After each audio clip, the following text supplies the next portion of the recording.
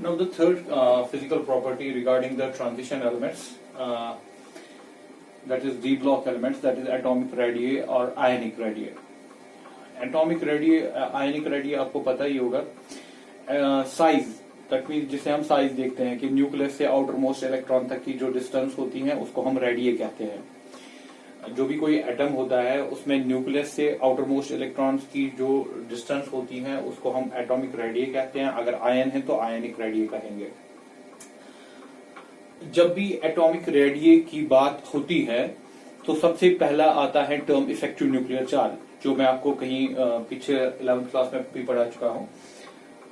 Atomic रेडिए, आयनिक रेडिए, सो सबसे अच्छी term है, सबसे रेडिए को समझने के लिए होता है इफेक्टिव न्यूक्लियर चार्ज. ये इफेक्टिव न्यूक्लियर चार्ज क्या चीज है? Effective nuclear charge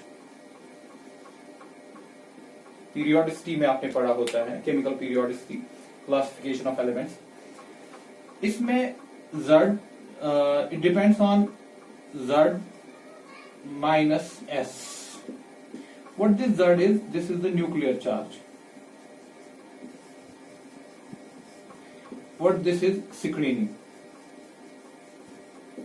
Screening constant. ठीक.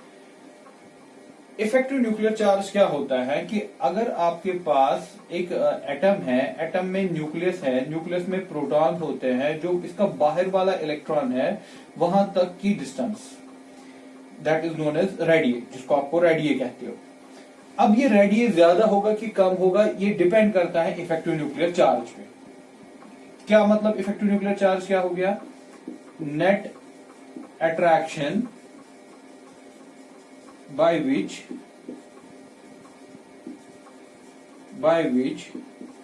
nucleus can hold its electron, outermost electron. ठीक है बेटा, ये बार बार आएगा ये इफेक्टिव न्यूक्लियर चार्ज, तो इसको याद रखने की कोशिश कीजिएगा. इफेक्टिव न्यूक्लियर चार्ज होता है कि कितना फोर्स लगा रहा है न्यूक्लियस अपने आउटर मोस्ट इलेक्ट्रॉन को पकड़ने के लिए, उसको अट्रैक्ट करने के लिए. अगर ये इफेक्टिव न्यूक्लियर चार्ज ज्यादा है तो ऑब्वियसली रेडिए कम होगा, क्योंकि ये अंदर आ जाएगा. जब इसको ये ज्यादा खींचेगा तो ये अंदर आ जाएगा, तो रेडिए कम होगा. अगर इफेक्टिव न्यूक्लियर चार्ज कम है तो रेडिए ज्यादा होता है. दैट मीन रेडिए को हम इनवर्सली लेते हैं effective nuclear charge. Effective nuclear charge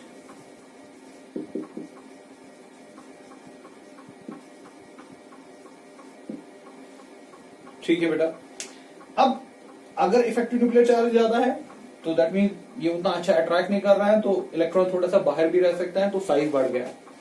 अगर इफेक्टिव न्यूक्लियर चार्ज ज्यादा है तो क्या होगा कि इसको बहुत टाइटली पकड़ रहा है, टाइटली जब पकड़ेगा तो ये थोड़ा सा अंदर जाएगा, तो हम कहते हैं कि रेडिए कम है.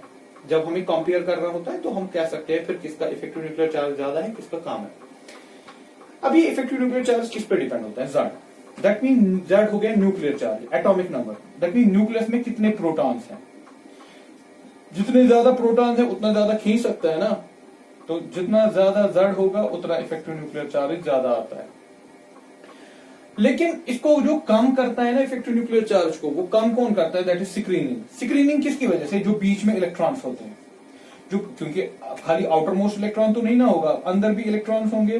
जो आउटर इनर वाले इलेक्ट्रॉन्स होते हैं वो इसको स्क्रीन करते हैं, और जितनी स्क्रीनिंग ज्यादा होगी उतना ये जो आउटर इलेक्ट्रॉन है, जितना ये बीच में स्क्रीन ज्यादा करेंगे बीच वाले इलेक्ट्रॉन, उतना ये न्यूक्लियस उसको नहीं देख पाएगा. तो स्क्रीनिंग का काम क्या है? इफेक्टिव न्यूक्लियर चार्ज को कम करना. न्यूक्लियर चार्ज का Z का काम क्या है? इफेक्टिव न्यूक्लियर चार्ज को बढ़ाना. Z का काम है इफेक्टिव न्यूक्लियर चार्ज को बढ़ाना. न्यूक्लियस में जितना प्रोटॉन ज्यादा होगा उतना ज्यादा इफेक्टिव न्यूक्लियर चार्ज हो सकता है. लेकिन साथ में देखना पड़ेगा स्क्रीनिंग. स्क्रीनिंग मतलब हो गया कि इसमें बीच में इलेक्ट्रॉन्स कितने हैं, वो कितना स्क्रीन कर रहे हैं. वो अगर स्क्रीनिंग ज्यादा हो गई तो इफेक्टिव न्यूक्लियर चार्ज कम हो गया. तो इन शॉर्ट, अगर आपने इफेक्टिव न्यूक्लियर चार्ज को समझा तो आप इनडायरेक्टली इसका जो ये देखेंगे, आपको रेडिए खुद ही समझ आ जाएगा कि रेडिए का क्या हो रहा है. चलिए अब हम इस पे यूज करेंगे जो हमने इफेक्टिव न्यूक्लियर चार्ज में देखा. तो याद रखिएगा, इफेक्टिव न्यूक्लियर चार्ज Z बढ़ने से बढ़ता है लेकिन S बढ़ने से घटता है. और इफेक्टिव न्यूक्लियर चार्ज अगर का होगा, रेडिए भी वैसे ही चेंज होगा, दे आर इनवर्सली प्रोपोर्शनल। चलिए अब इसको यूज करते हैं रेडिए यहां पर 3D series, 4D, 5D series में। सबसे पहली बात ये आप याद ही रखेंगे, in general the radii of transition elements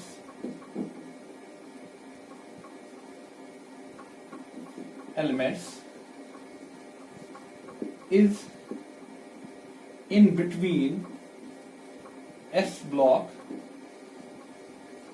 and P block elements। इनका जो रेडिय होता है वो S ब्लॉक और P ब्लॉक के बीच का होता है। इनको बोलते भी हैं ट्रांजिशन एलिमेंट्स, जो मैं आपको इंट्रोडक्शन लेक्चर में समझा चुका हूं। तो this is the expected point कि इनका जो रेडिय भी होगा वो बीच में होगा। एस ब्लॉक और पी ब्लॉक के जो एलिमेंट्स हैं उनके बीच का रेडिय इनका है, जो आपके पास ट्रांजिशन एलिमेंट्स है। We expect this much. चलिए जो मेन अब चीज है हमारे पास, इस कर्व को एक्सप्लेन करना। जरा 3D पे आइए।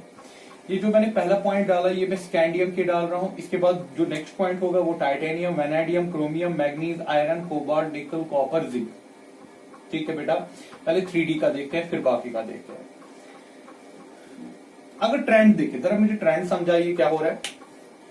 ट्रेंड में हम देख रहे हैं कि स्कैंडियम से जब हम नीचे नीचे आगे आगे चल रहे हैं सीरीज में, ऐसे चलना है स्कैंडियम टू दिस जिंक, पहले डिक्रीज हो गया, रेडिय डिक्रीज हो गया, फिर जाके थोड़ा सा कांस्टेंट पोर्शन है, फिर जाके इंक्रीज है, लास्ट एंड पे इंक्रीज है। यही चीज 4D में भी हो रही है, यही चीज 5D में भी हो रही है, बराबर ऐसे ही हो रहा है। ठीक है ना। तो मैं जनरल में कह सकता हूं ये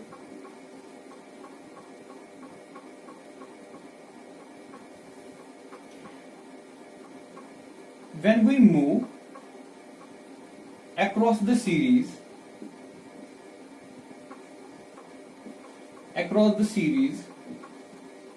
किन में, in transition elements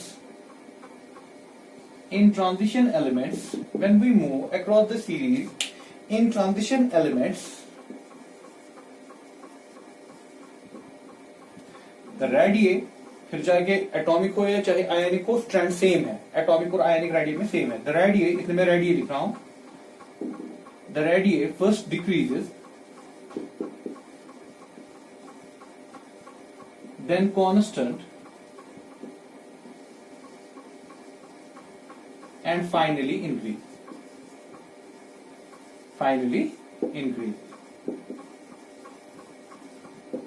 है ना। ये 3D में भी ऐसा ही हो रहा है, 4D और 5D में भी हो रहा है। पहले यहां से देखिए बीच तक डिक्रीज हो गया, फिर जाके यहां लग रहा है कि कांस्टेंट है, फिर जाके लास्ट में लग रहा है इंक्रीज है। 3 पार्ट्स इसमें निकल रहे हैं।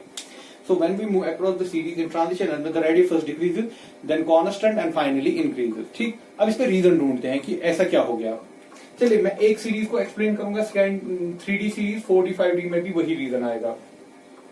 जब हम स्कैंडियम पे जाते हैं, स्कैंडियम, उसके बाद टाइटेनियम, उसके बाद vanadium, chromium, manganese, iron, cobalt, एक मिनट इसको थोड़ा सा ऐसे कर दे हम, scandium, titanium, vanadium, chromium, manganese, iron, cobalt, निकल। ठीक है बेटा, यहां पर मैं लिख रहा हूं कॉपर और जिंक। इसका एटॉमिक नंबर है 21। एटॉमिक नंबर हो गया number of proton 22, atomic number 23, atomic number हो गया नंबर ऑफ प्रोटॉन 24, 25, 26, 27, 28, 29, 30। ये इनका एटॉमिक नंबर है जो मैं पहले लेक्चर में आपको बता चुका हूं। तो अब एटॉमिक नंबर हम देख रहे हैं कि स्कैंडियम से जिंक तक कंटिन्यूअसली इंक्रीज हो रहा है ना। अब पहले सबसे अगर रेडियो को एक्सप्लेन करना है तो इफेक्टिव न्यूक्लियर चार्ज पे आना होगा। इफेक्टिव न्यूक्लियर चार्ज जिसको हम शॉर्ट में लिखते हैं Z effective, it is known as effective nuclear charge. It is equal to Z, जो मैं अभी कह रहा था, nuclear charge minus S screening constant. ठीक। अगर हम देखें स्कैंडियम से लेके जिंक तक क्या हो रहा है, स्कैंडियम से लेके जिंक तक क्या हो रहा है, न्यूक्लियर चार्ज बढ़ रहा है, Z बढ़ रहा है ना, एटॉमिक नंबर बढ़ रहा है। स्क्रीनिंग का क्या हो रहा है, Z आपको दिख रहा है सीधे 21, 22, 23, 24, 25, 26 आपका इफेक्ट, ये जो न्यूक्लियर चार्ज है Z इंक्रीज है। अब मसला रहा स्क्रीनिंग का। अगर इसकी कॉन्फ़िगरेशन देखें, इसकी कॉन्फ़िगरेशन है 3D1 4s2 आउटर बैलेंस जो कॉन्फ़िगरेशन होती है, इसकी है 3D2 4s2, इसकी है 3D3 4s2, exceptionally 3D5 4s2, 3D6 3D5 4s2, 3D6 4s2, 3D6 7 4s2, 3D8 4s2, 3D9 4s2, sorry exceptional configuration इसमें भी है 3D10 4s1, जैसे क्रोमियम में है 3D5 4s1, इसका है 3D10 4s1, इसका है 3D10 4s2। ठीक है बेटा, ये इनकी कॉन्फ़िगरेशन है। अब पहले हमने देखा Z, जब हम स्कैंडियम से जिंक तक जाते हैं Z एटॉमिक नंबर कंटिन्यूअसली बढ़ता है, that is effect Z nuclear charge. Screening, आप देखिए स्क्रीनिंग क्या है। अगर आप इनमें इसमें फर्क देखेंगे, इसमें D में 1 इलेक्ट्रॉन है, D में 2 इलेक्ट्रॉन, D में 3, D में 5, D में 5, D में 6, 7, 8 इलेक्ट्रॉन कहां ऐड हो रहा है कंटिन्यूअसली, इलेक्ट्रॉन D में ऐड हो रहा है। When we move across from scandium to zinc, the electron is added in D orbital। जब इलेक्ट्रॉन D में होता जाता है ना, उसकी वजह से जो स्क्रीनिंग आती है ना वो बहुत कम होती है, क्योंकि D का शेप जो है इट इज ये डंबल होता है लेकिन एक्सपेंडेड, ये फैली हुई डंबल है। जो जब हम D में इलेक्ट्रॉन, याद रखिएगा, जब D और F ऑर्बिटल जो होते हैं ना, that is poor shielder. Poor shielder का मतलब होता है कि जब D और F में इलेक्ट्रॉन जाते हैं ना, वो उतनी स्क्रीनिंग, शील्डिंग मतलब छुपाना, स्क्रीनिंग भी हो गया, वो छुपाने के साथ वो उतना नहीं कर पाता है। इसको हम पूरे एक्सप्लेन कर चुके हैं 11th क्लास की क्लासिफिकेशन ऑफ एलिमेंट्स में, लेकिन फिर भी आप यहां पर भी इसको ले सकते हो कि अगर हम यहां से यहां तक जाते हैं, स्कैंडियम से लेकर जिंक तक, एटॉमिक नंबर हम कंटिन्यूअसली देख रहे हैं बढ़ रहा है, लेकिन अगर स्क्रीनिंग की बात करें, एस की बात करें, जो इलेक्ट्रॉन ऐड हो रहे हैं वो डी में हो रहे हैं, लेकिन जब इलेक्ट्रॉन डी में जाता है वो उतना स्क्रीन नहीं करता, तो एस उतना चेंज नहीं होगा। तो डोमिनेंट फैक्टर कौन है, जेड। तो जेड बढ़ने से क्या होना चाहिए, जब जेड बढ़ेगा तो इफेक्टिव न्यूक्लियर चार्ज बढ़ेगा, जब इफेक्टिव न्यूक्लियर चार्ज बढ़ेगा तो रेडियस का क्या होगा, रेडियस इनवर्सली प्रोपोर्शनल, तो रेडियस कम होगा। तो ठीक है, पहला पॉइंट हम देख रहे हैं, when we move across from scandium to zinc the atomic number increases, nuclear charge increases, but the screening does not change। Screening में कुछ ज्यादा फर्क नहीं आता, क्यों, because the electron is added in the D orbital. D orbital जो होता है that is poor screener, poor shielder. जब स्क्रीनिंग उतनी खास हुई ही नहीं तो सारा इफेक्ट किस पे रहा, जेड पे। जेड जब बढ़ा, जेड इफेक्टिव बढ़ गया, जेड इफेक्टिव मतलब इफेक्टिव न्यूक्लियर चार्ज बढ़ गया, तो रेडियस का क्या हो गया, रेडियस कम हो गया। तो ठीक है, हम पहले वही देख रहे हैं। स्कैंडियम से जब हम आगे आगे जाते हैं, स्कैंडियम से लेके टाइटेनियम, टाइटेनियम से लेके वेनेडियम, वेनेडियम से लेके क्रोमियम, हम देख रहे हैं कि डिक्रीज तो हो रहा है। हाँ भाई ठीक है, आपकी रीजनिंग आ गई ठीक, लेकिन इसके बाद तो कांस्टेंट होता है।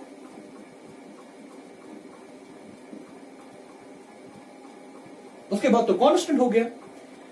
इस हिसाब से तो कांस्टेंट नहीं होना चाहिए, इस हिसाब से क्या होना चाहिए, कॉन्स्टेंटली डिक्रीज होना चाहिए, क्योंकि इफेक्टिव न्यूक्लियर चार्ज कॉन्स्टेंटली इसमें इंक्रीज हो रहा है। When we move across the period, effective nuclear charge constantly increases। ठीक है ना, जब इंक्रीज हो गया तो रेडियस का क्या होना चाहिए, डिक्रीज होना चाहिए, लेकिन पहले तो हमें डिक्रीज मिला, लेकिन उसके बाद तो डिक्रीज नहीं है, उसके बाद तो कांस्टेंट है, और फाइनली तो इंक्रीज भी है। देखिए क्या हुआ, जब आप स्कैंडियम से मैग्नीज तक, क्रोमियम मैग्नीज तक गए तो ठीक है, आपका डिक्रीज मिल गया, और मिलना भी चाहिए था, जो आपका इफेक्टिव न्यूक्लियर चार्ज की एक्सप्लेनेशन है। लेकिन उसके बाद क्या हो गया, उसके बाद ये कांस्टेंट हो गया। कांस्टेंट क्यों हो गया, अब उसके लिए रीजन देखिए। आपने क्या किया, जब आपने स्कैंडियम स्टार्ट किया ना, स्कैंडियम पे आपने डाले डी में 5, सॉरी डी में आपने डाला 1, ठीक। उसके बाद आपने डी में डाला और 1, टाइटेनियम में 2, वेनेडियम में 3, क्रोमियम में 5, मैग्नीज में भी 5, है ना। उसके बाद आयरन में क्या किया आपने, आयरन में आप पेयरिंग कर रहे हो। पेयरिंग क्या करेगा, पेयरिंग इसमें एक और प्रॉब्लम खड़ा कर रहा है। पेयरिंग की वजह से इसमें आ रही है रिपल्शन। अरे अब आप पेयर करोगे तो रिपल्शन तो होना है।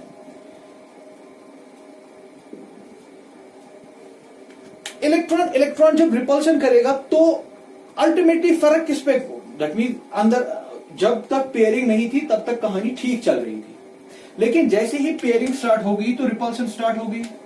रिपल्शन ने क्या, यहां से इसको कह रहा है कि इफेक्टिव न्यूक्लियर चार्ज बढ़ रहा है, वो तो हमने पहले ही कहा। आप स्कैंडियम से जिंक तक चलेंगे तो इफेक्टिव न्यूक्लियर चार्ज कंटिन्यूअसली बढ़ रहा है। इफेक्टिव न्यूक्लियर चार्ज बढ़ने का मतलब कि रेडिएट घटना चाहिए, लेकिन बीच में इसमें प्रॉब्लम है। बीच में ये घटता नहीं है, बीच में ये कांस्टेंट रहता है। प्रॉब्लम कहां से हुई, रिपल्शन की वजह से। जब आपने बीच में स्टार्ट किया ना पेयरिंग की वजह से रिपल्शन हो गया। रिपल्शन क्या करेगा, वो जो आपका इफेक्टिव न्यूक्लियर चार्ज बढ़ रहा था ना, वो उसको काउंटर कर रहा है, दैट मीन अपोज कर रहा है। ठीक है, आप कह रहे हो कि इफेक्टिव न्यूक्लियर चार्ज बढ़ रहा है, लेकिन वो उसको अपोज कर रहा है। अपोज करने का मतलब दैट मीन जितना इफेक्टिव न्यूक्लियर चार्ज अच्छे से बढ़ रहा था ना, आगे आगे जा बढ़ रहा है, इफेक्टिव न्यूक्लियर चार्ज बढ़ रहा है, लेकिन इसके बाद ये बढ़ने की कोशिश में है, लेकिन इसको अंदर में एक प्रॉब्लम हो गई रिपल्शन की वजह से। रिपल्शन जब अंदर गड़बड़ हो गया ना, तो इफेक्टिव न्यूक्लियर चार्ज जितना बढ़ना चाहिए था उतना बढ़ा नहीं। जब इफेक्टिव न्यूक्लियर चार्ज उतना बढ़ नहीं पा रहा है, तो अल्टीमेटली क्या हो गया ना, आपका दैट मीन आपका इफेक्टिव न्यूक्लियर चार्ज चेंज ही नहीं हो पा रहा है। जब इफेक्टिव न्यूक्लियर चार्ज में चेंज ही नहीं आ रही है, तो रेडियम में भी चेंज नहीं आ रही है। तो कॉन्स्टेंटली हम देख रहे हैं कि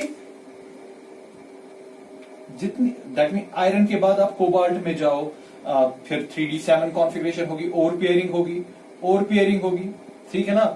तो रिपल्शन रेडिएट को बढ़ाना चाहता है। फिर से नोट कीजिएगा इसको, इफेक्टिव न्यूक्लियर चार्ज रेडिएट को घटाना चाहता है, लेकिन बीच में पहुंच के क्या हो गया, अब बीच में पहुंच के आपका रिपल्शन भी आ गया। रिपल्शन क्या करना चाहता है, रिपल्शन रेडिएट को बढ़ाना चाहता है, क्योंकि वो इफेक्टिव न्यूक्लियर चार्ज के अपोजिट में जाता है।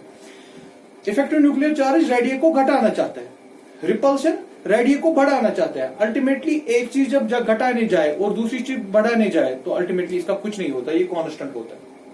और जितना आप आगे जाओगे, निकल कॉपर जिंक पे पेयरिंग और करनी है ना, तो रिपल्शन बढ़ जाएगी ना, विद टाइम रिपल्शन बढ़ जाएगी। तो रिपल्शन ने इफेक्टिव न्यूक्लियर चार्ज को बैलेंस ओवरकम कर दिया, दैट मीन अब रिपल्शन ही ज्यादा है, तो फाइनली हमें थोड़ा सा इंक्रीज मिल गया। देखिए फिर से मैं लास्ट में इसको मैं कंक्लूड कर रहा हूं।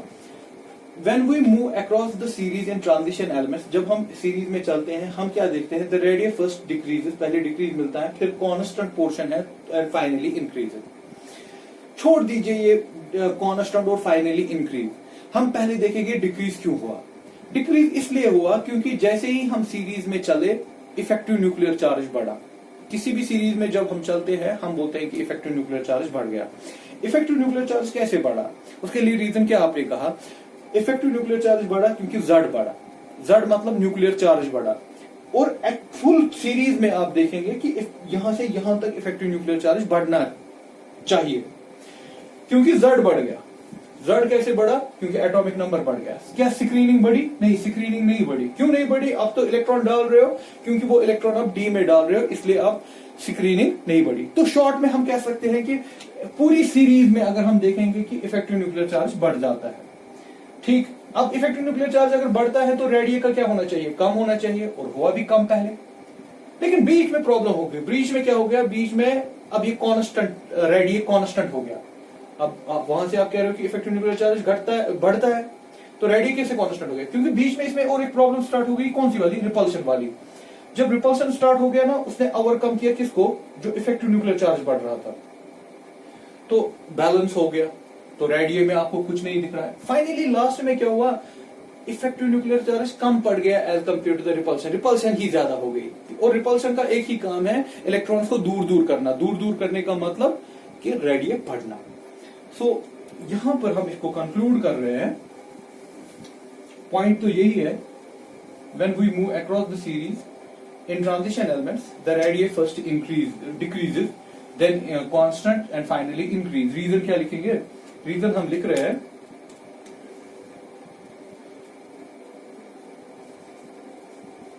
across the series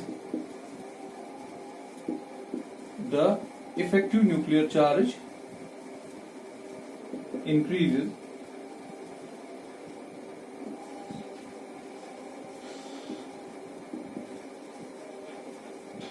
due to which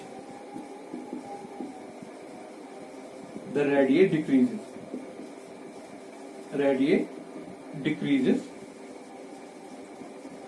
first. पहले डिक्रीज हुआ. At the middle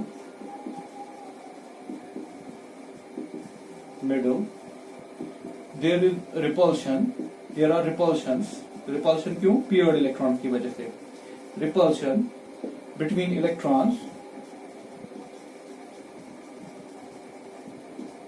which counter the effect of effective nuclear charge, which counter the effect of effective nuclear charge, hence size is radii is constant. इसलिए radii का कुछ नहीं हुआ क्योंकि radii change होता है इफेक्टिव न्यूक्लियर चार्ज से, लेकिन यहां पर रिपल्शन काउंटर कर रहे हैं किसको? इफेक्टिव न्यूक्लियर चार्ज को. और फाइनली क्या हुआ? फाइनली इंक्रीज हुआ.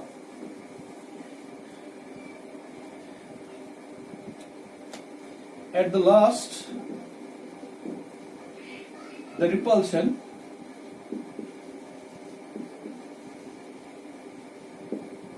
overcomes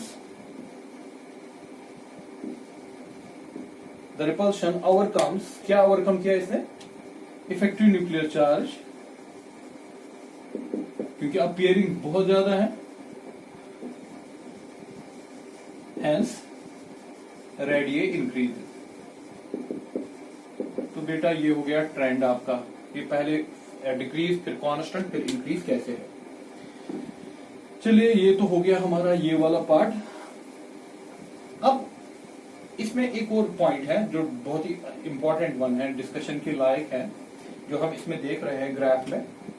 ये तो आपने ट्रेंड देखी सीरीज में. डाउन द ग्रुप क्या हो रहा है? देखिए 3D से बड़ा है ज्यादा 4D. 4D और 5D में जो गैप है ना वो कम है.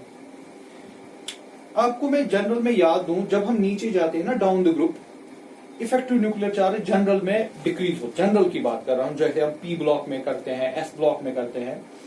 जब हम नीचे जाते हैं ना, if size shell number change होता है ना, जितना शेल बढ़ जाता है, इसका आउटर जो है इसका 3D 4S है. दैट मीन ये जो सीरीज है ना, इनका आउटर कौन है? 3D और क्या 4S. इनका है 4D 5S, इनका है 5D 6S. तो शेल नंबर चेंज होता है ना, तो जनरल की ट्रेंड होती है कि जितना हम नीचे जाते हैं साइज बढ़ता है, क्योंकि प्रिंसिपल क्वांटम नंबर जो आउटर शेल है ना वो चेंज होता है. कहने का मतलब है कि अगर आप ले ये टीरियम ले लूं, ये मैं लेता हूं, टाइटेनियम लेता हूं. टाइटेनियम इसका 3D 2 4S2. टाइटेनियम के नीचे आएगा जिरकोनियम 4D 5S2. हैफनियम इसके नीचे आएगा हैफनियम, इसका है 5D 6S2. तो ऑब्वियसली जब आउटर शेल नंबर ही चेंज हो गया तो साइज तो बढ़ना है. तो जनरल में हम देख रहे हैं कि साइज जब हम डाउन द ग्रुप जा रहे हैं, ग्राफ भी दिखा रहा है, जिसे हम एक्सपेरिमेंटल करो, ग्राफ भी दिखा रहा है कि 3D छोटा है, उसके बाद 4D, उसके बाद 5D. That means the trend down the group size increases. तो हमारे लिए पॉइंट ठीक है कि हम ऐसे लिख सकते हैं, down the group size increases. Down the group size increase. ये हर जगह पे होता है साइज. लेकिन प्रॉब्लम देखिए क्या है. प्रॉब्लम ये है कि 3D का साइज कम है, 4D और 5D का साइज लगभग बराबर है. ये problem. That mean 5D is almost equal 4D and that is greater than 3D. This is the radius. जबकि ऐसा नहीं होना चाहिए था. 5D बड़ा होना चाहिए. 5D एलिमेंट्स जो है 5D सीरीज जो है उनके एलिमेंट्स बड़े होने चाहिए as compared to the 4D. और 4D बड़ा होना चाहिए 3D। Down the group size increases, ये जनरल की बात है। लेकिन यहाँ पर कुछ अजीब सा हम देख रहे हैं कि 4D और 5D का साइज लगभग लगभग बराबर है। कहीं पर 5D का ही कम है 4D से, हाँ कहीं पर 5D ज्यादा है एज कम्पेयर टू 4D। ऐसा क्यों हो जाता है कि जबकि down the group shall number बढ़ता है, देखिए इसके इलेक्ट्रॉन कहां तक महदूद है, 3D 4s, 4D 5s, 5D 6s, ये तो सबसे बड़ा होना चाहिए था। बट इन दोनों का साइज जो है ना वो लगभग लगभग एक ही जैसा है, ज्यादा फर्क नहीं है। अगर अब मैं आपको वैल्यू दे दूं, इसका वैल्यू कितना है साइज का,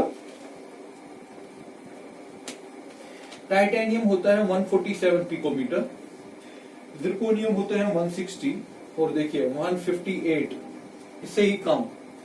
अगर इससे आगे अब थोड़ा सा जाए, वैनेडियम और नियोबियम और टेंटैलम को आप कंपेयर करें, इसका साइज है 134, इसका साइज है पिकोमीटर्स में 146, इसका भी 146 है।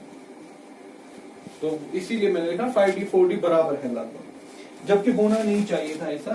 जनरल की जो ट्रेंड है वो बोलती है कि down the group size increase, size बढ़ना चाहिए डाउन द ग्रुप, लेकिन हम नहीं देख रहे हैं कि 4D और 5D का साइज लगभग लगभग बराबर है as compare to 3D।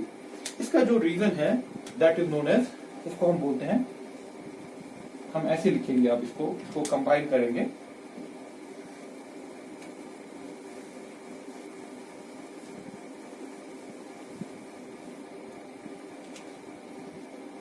Third point था ये इसका, when we move from 3D to 4D, size increases,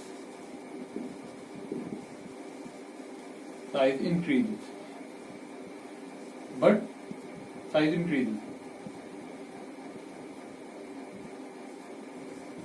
the size of 4D and 5D are almost similar.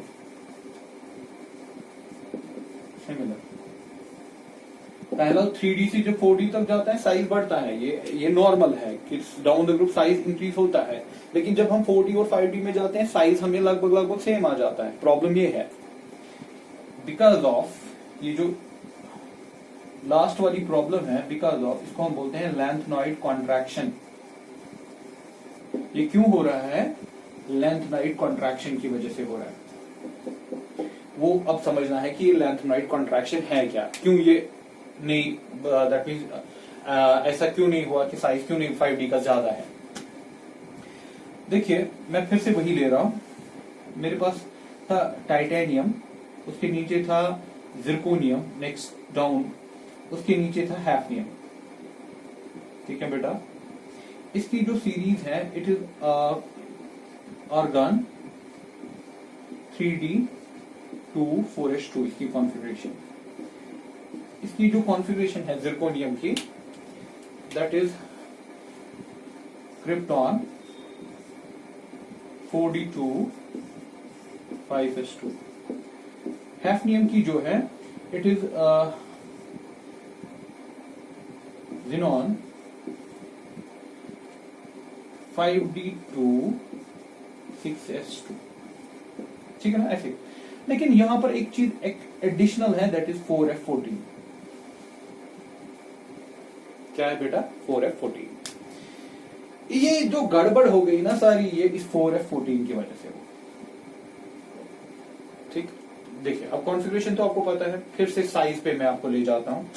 Size कैसे देखना होता है? इफेक्टिव न्यूक्लियर चार्ज, जिसको हम बोलते हैं Z effective. Effective nuclear charge बोलिए, Z इफेक्टिव बोलिए, एक ही बात होती है, Z माइनस S, ठीक है ना। जनरल में कहीं पर भी साइज को बोलना हो, पहले आप इफेक्टिव न्यूक्लियर चार्ज देखिए, फिर आपको साइज भी समझ आ जाएगा। और मैंने आपको पहले ही पीछे कहा, रेडिएट क्या होता है? इनवर्सली प्रोपोर्शनल होता है effective nuclear charge, Z effective inversely proportional.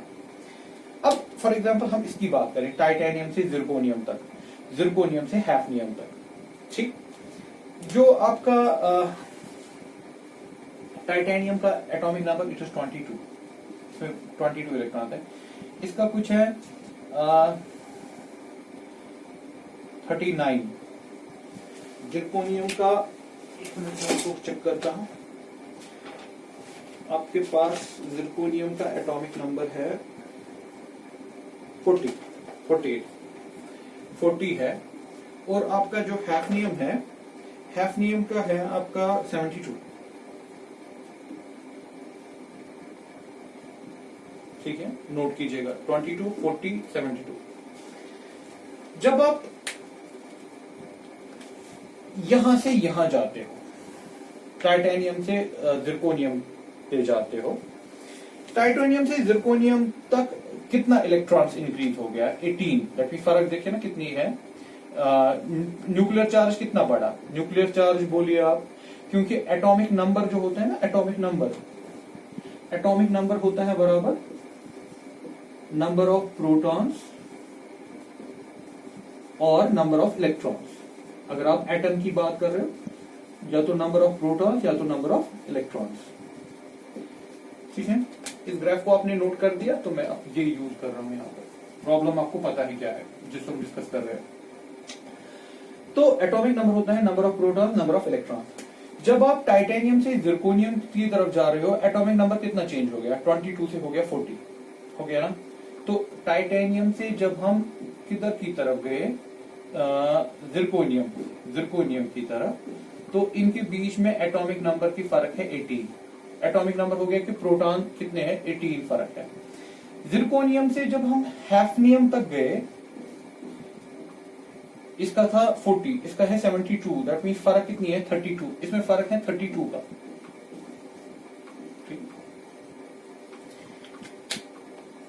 ठीक है बेटा। तो आप यहां कह रहे हो कि अगर आप टाइटेनियम से जिरकोनियम की तरफ जाओगे तो आपका जड बढ़ा, कितना बढ़ा? 18 टाइम्स बढ़ा, है ना। इसका जड क्या होता है? Atomic number. जड बढ़ गया 18।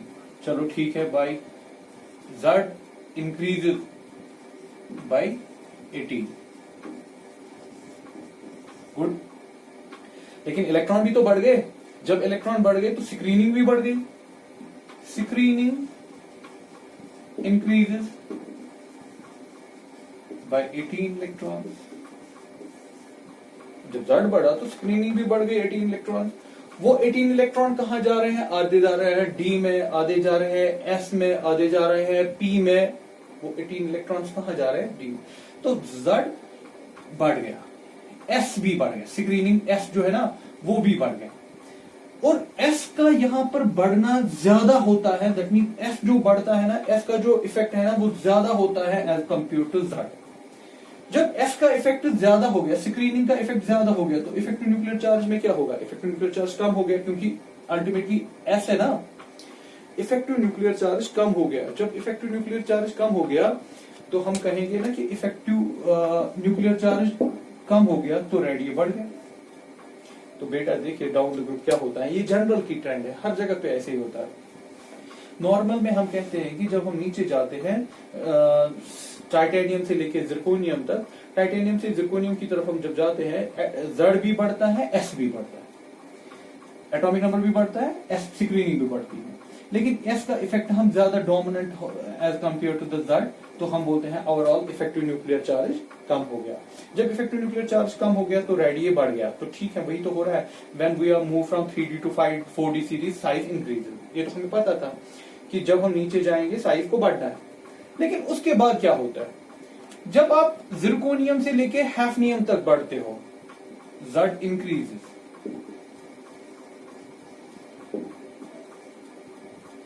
ठीक है, जड इंक्रीजेस कितना? और बहुत ज्यादा। यहां तो 18 ही इंक्रीज हो रहा था।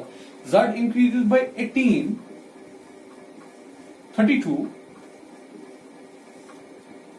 S increases. अब जब, क्योंकि इलेक्ट्रॉन भी डल रहे हैं ना, प्रोटॉन भी डल रहे हैं, इलेक्ट्रॉन भी डल रहे हैं, एस इंक्रीजेस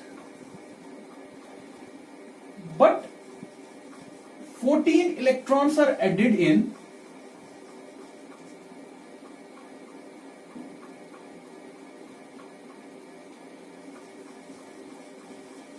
f orbital। ये आ गया ना इसमें f। भाई जड तो बढ़ा, और जितना टाइटेनियम से जिरकोनियम तक बढ़ रहा था उससे ज्यादा बढ़ा। दैट मीन बहुत ही अच्छे स्पीड से बढ़ा। अब आप कहोगे कि हाँ भाई, अगर आप यहाँ कह रहे हो कि Z बढ़ गया 18 से, स्क्रीनिंग भी बढ़ गई 18 से, और हम कह रहे हैं कि स्क्रीनिंग ही डोमिनेंट हो रही है Z इफेक्टिव पे, स्क्रीनिंग की ज्यादा चलती है Z से, तो अल्टीमेटली क्या हुआ, हमने कहा यहां से जब हम यहाँ गए इफेक्टिव न्यूक्लियर चार्ज कम हो गया तो साइज बढ़ गया। लेकिन अब बात है जिरकोनियम से हैफनियम तक, जब हम जिरकोनियम से हैफनियम तक गए, यहां पर इंक्रीज हो गया, Z हो गया इंक्रीज 32, लेकिन S इंक्रीज हुआ, लेकिन इसमें 14 इलेक्ट्रॉन कहां जा रहे हैं, F में जा रहे हैं। और F क्या होता है, पुअर स्क्रीनर। F में जब इलेक्ट्रॉन जाता है ना, तो वो उतना अच्छे से स्क्रीन नहीं कर पाता है।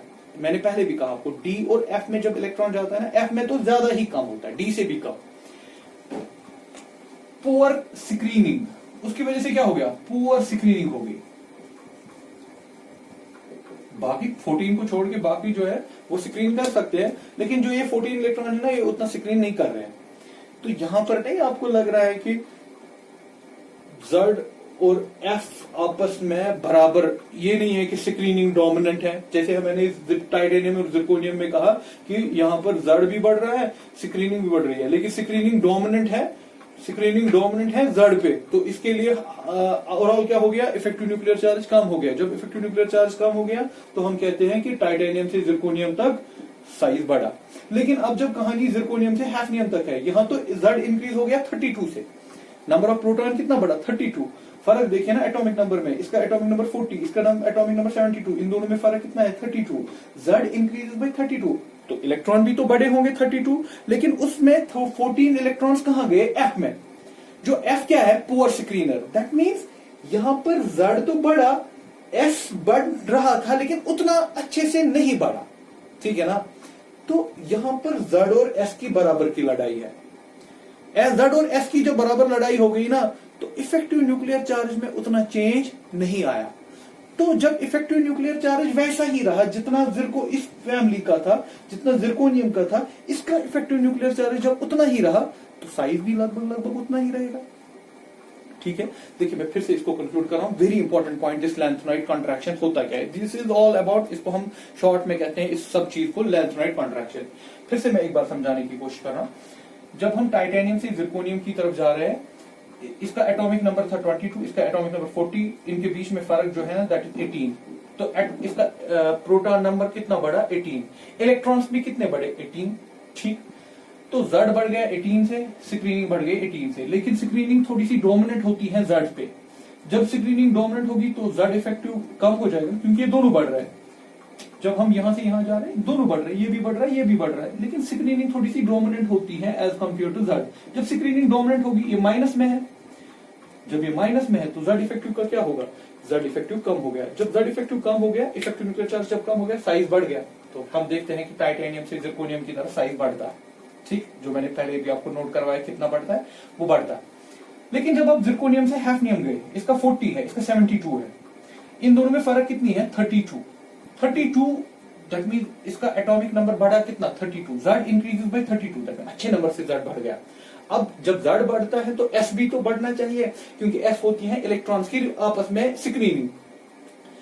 अब जब आपने प्रोटॉन 32 बढ़ाए तो इलेक्ट्रॉन भी तो 32 बढ़ जाएंगे, लेकिन उसमें से 14 इलेक्ट्रॉन कहां गए, F ऑर्बिटल में, जो आप यहां लिख रहे हैं 4F14, इसमें FF नहीं है। जब 14 इलेक्ट्रॉन F में गए तो दैट मीन F जो है that is poor screener. That mean जो इलेक्ट्रॉन F में जाता है वो स्क्रीन करता ही नहीं है, दैट मीन बहुत कम स्क्रीनिंग है उसकी।